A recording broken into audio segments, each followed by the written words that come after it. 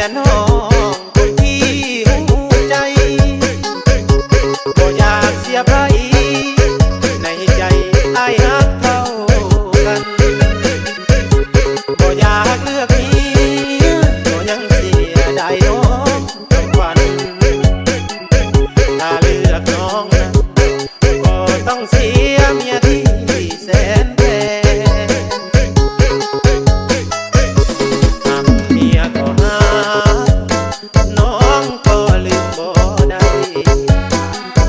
หากเมียหมดใจก็ยังเสียดายคำแพ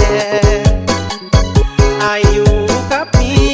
ยก็นั่งคิดฮอดน้องแย่หากเมียแสนแพงก็ยังเสียดายน้องคือเก่า